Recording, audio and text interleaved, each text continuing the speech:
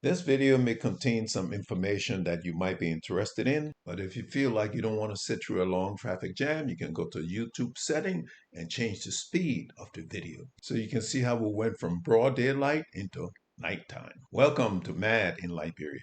Y'all, I'm telling you, it was 5:40 on a Saturday afternoon when I got a call from my cousin asking me to do her a favor. My answer was, no problem. All I had to do was pick up her maid, take her maid to the house. Her maid would find what she needed, and I would send it to her. 20 minutes going, 10 minutes at the house, 20 minutes back, and it would be all over. I was completely wrong. As I approached the ministerial complex, traffic began to build up. For some reason, they have made this area a marketplace. Like Mike Tyson said, you can make all the plans you want, but when you get in the ring and get hit one time, everything goes out the window. All of a sudden, 2 lanes out of the city have become 3 lanes. People selling on the side of the road and in the road. But there was light at the end of the tunnel as we turned onto Old Town Road.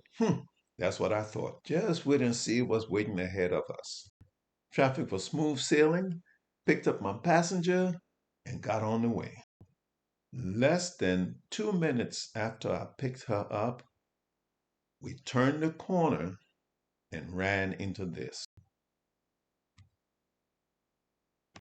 Girlfriend, this was the beginning of something I did not expect. Was it going to be 5 minutes, slow down, 10 minutes, half an hour? At this point, I'm going to speed the video up a little bit so you can see the buildup of traffic. I'm going to jump ahead right here because from this point on to the junction of this road and ELWA road, it took us an hour, 1 hour, to travel less than a quarter of a mile, which is equivalent to roughly half a kilometer.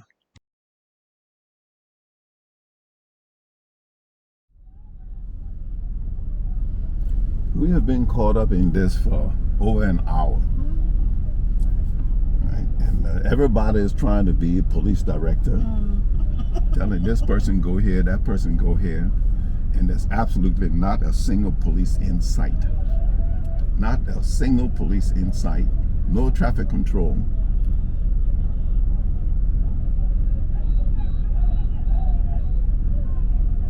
Such a rocket outside.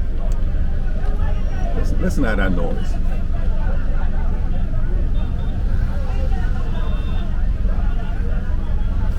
I moved from where he said to go. Now look at that car.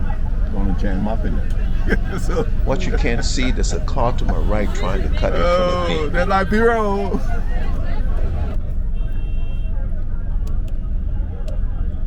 While sitting in this, folks, I noticed that another issue started developing.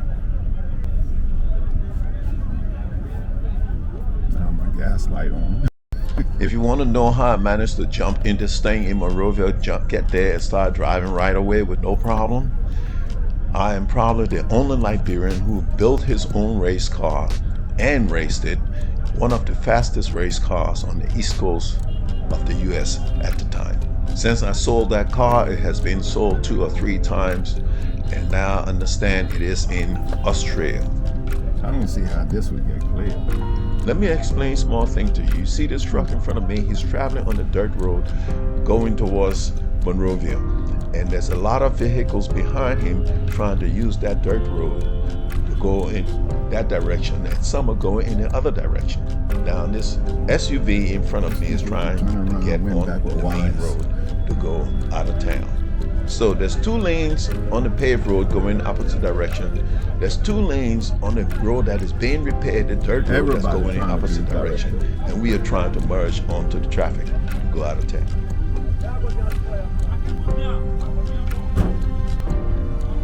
I guess you heard that noise. Liberians have the habit of knocking people's cars with their hand as they pass it.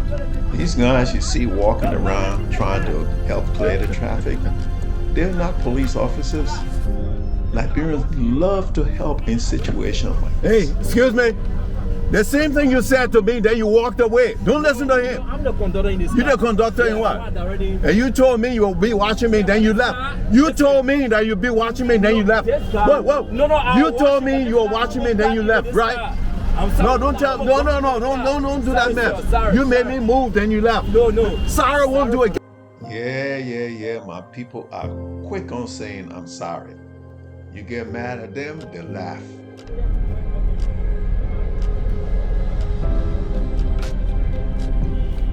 Y'all think sorrow will fix everything? Y'all think sorrow will fix everything? Y'all kill people, child, you say sorry. You break somebody's leg, you say sorry. No. All of this, you'll walk away from me like you did before. I will not. Man, move from here, man. Folks, when I thought about it later on, I realized I was wrong. Getting mad at this guy. These guys are not getting paid for this. They're just helping out. So let this be my public apology to these guys.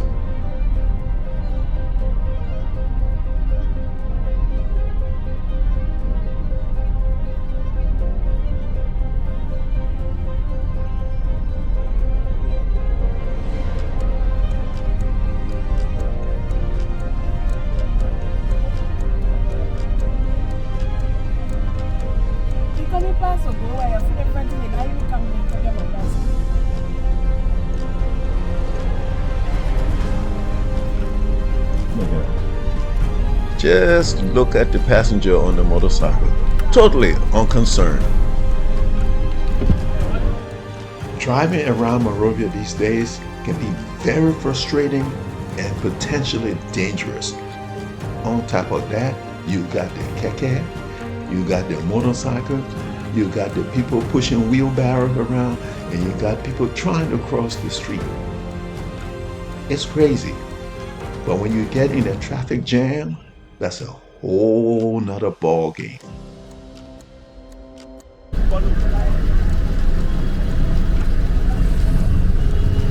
Hey, how will I go out when she finish jumping there? How will I go out when she finish jumping there? Eh? Soon as she move, you will jump there. If she go, then the two of you can fast pace and the street, but they mess up again.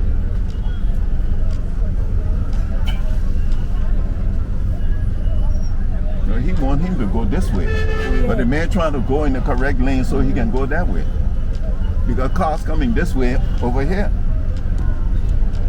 He's asking that driver to get on the dirt road to head out of town, whereas cars are on the dirt road going into town. So how is he gonna make that?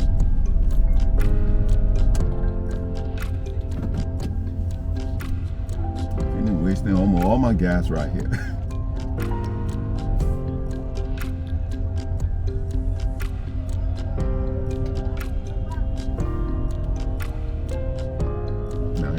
Big truck coming this way on this side. Once we get going, you'll see how people are using this roadway, and this is partly what causes this type of problem.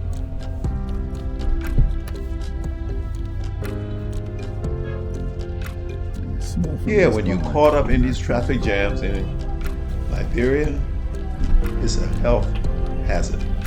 You're sitting down, a lot of these vehicles are blowing out fumes. This truck right here is kicking out some heavy fume. As you can see, nightfall is here.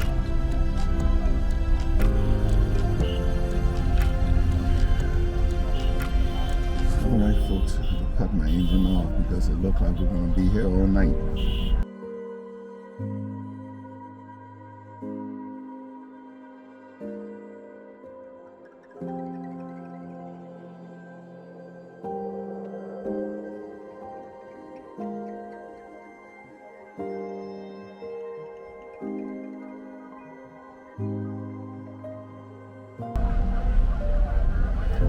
Folks, I got 10 more minutes of recording on this, so I'm going to shut this off right now. People, this situation is so dangerous here. People are selling gasoline by the side of the road in jugs, and traffic is jammed like this. If that thing catch on fire, we're all in trouble. The gasoline is close enough that I can literally smell it. Let me tell you something, if you don't put the nose of your car in the smallest gap in traffic, you'll You'll be sitting down there forever. We're going. For how long, I don't know.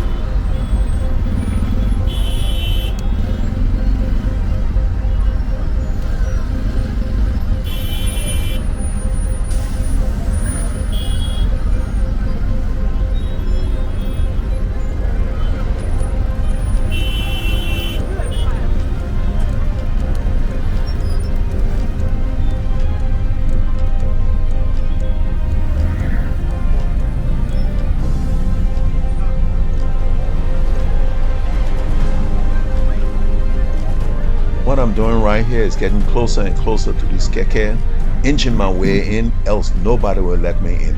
If you don't learn the new strategy of driving, you will never drive in Monrovia. Yeah, you could drive in Monrovia if you only drive on a Sunday.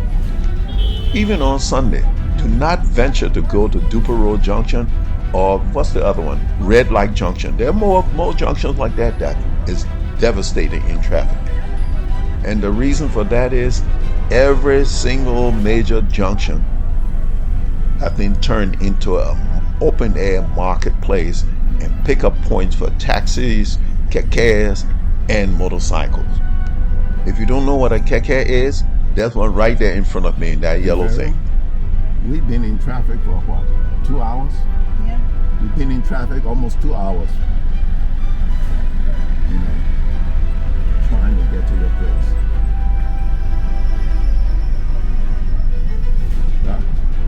We're not, yeah. I said we've been in traffic more than 2 hours trying to get to your place. And we're still not there yet. From where I pick her up to your house, that's how long, you know, we've been sitting.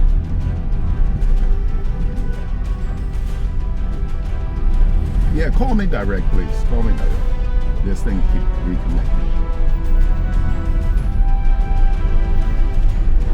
What I noticed is there's a latency in the phone system, a lag. When you're talking, it seems like it takes a little bit longer than normal for that voice to get to the other party. Thus, people keep saying, "Are you getting me? Are you getting me?" So they would say something, waiting for a response, and you don't hear it right away, so it takes a while for you to answer them back.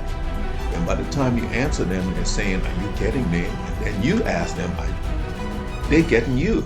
It's crazy. Yeah, but his wheel was right on the edge.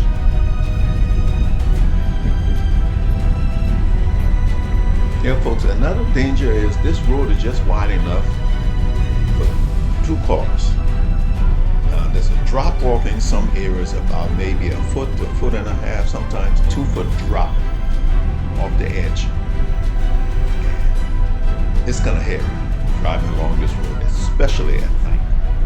I stayed off this road at night. Now, when it comes to this roadway, I don't know where ELWA Highway ends and where Robertsfield Highway begins. So, bear with me if I say the wrong name, but we have not reached ELWA Market yet.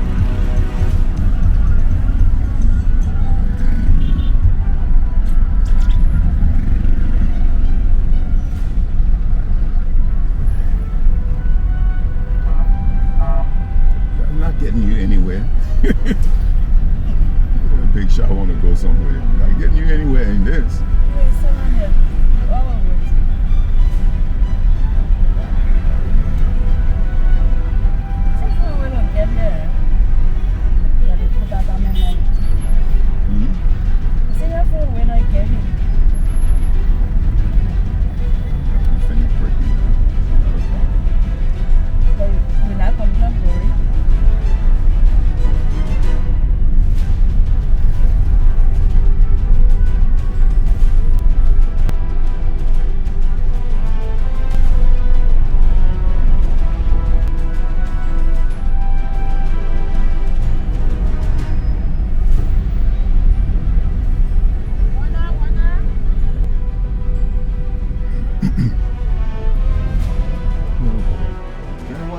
Add my little 2 cents to this.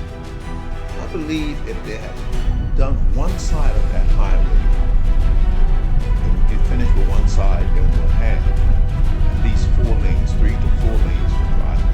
But they decided to do both sides at the same time, which I think is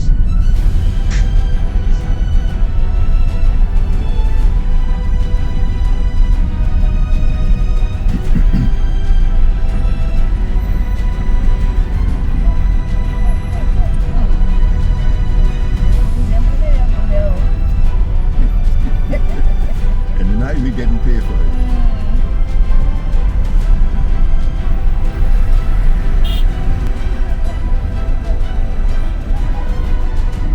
Standing out there, you don't have a clue what he's doing. All right, let me thank you for hanging in there with me. And if you'll be so kind as to drop me a comment, and also don't forget to subscribe if you're not subscribed to the channel. Like and share, please. And God bless.